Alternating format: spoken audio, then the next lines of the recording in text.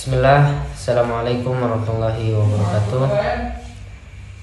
Perkenalkan, nama saya Muhammad Adita Pujansyah dengan NIM 2024 0101010149. Jadi di sini saya akan mengajarkan kita materi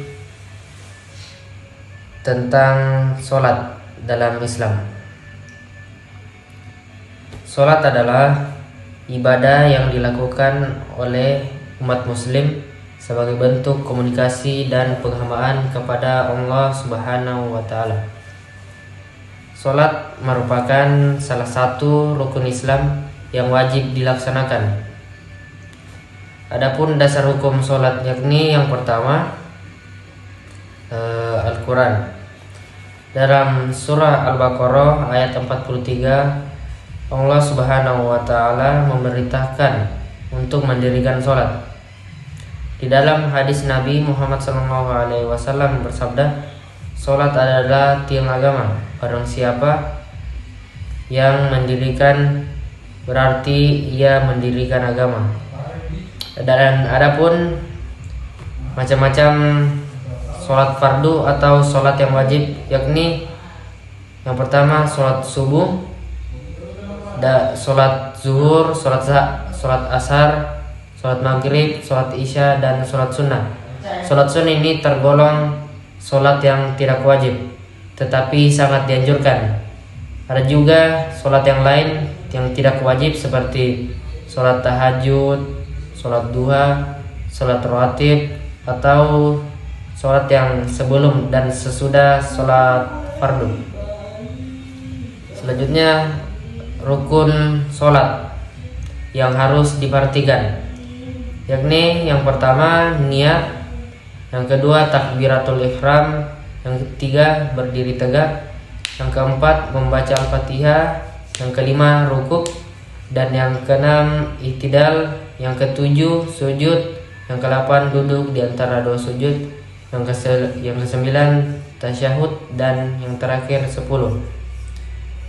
Dan adapun tata cara melaksanakan sholat, yakni yang harus dilakukan yaitu pertama persiapan, berwudu, menggunakan pakaian yang bersih, dan menentukan arah kiblat. Cara pelaksanaannya itu yang pertama niat dalam hati, yang kedua angkat kedua tangan dan ucapkan takbir. Yang ketiga, bacalah Al-Fatihah dan surah pendek. Dan apabila kita mampu membaca surah yang lebih panjang, kita disunahkan untuk membacanya.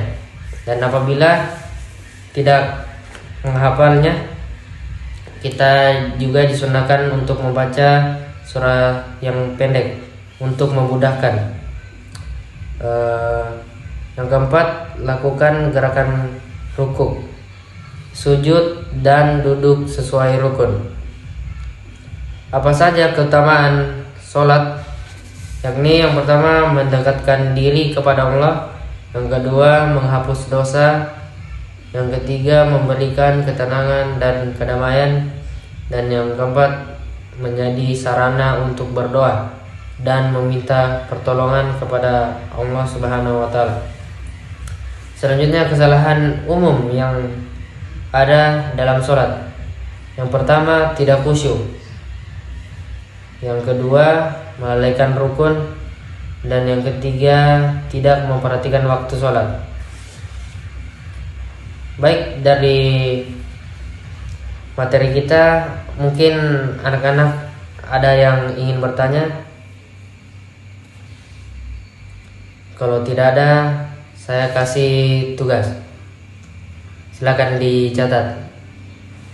Nomor pertama, mengapa sholat dianggap sebagai tiang agama?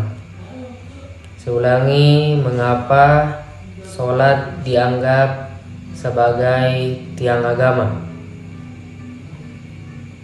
Yang kedua, apa yang membuat sholat menjadi istimewa dalam kehidupan sehari-hari?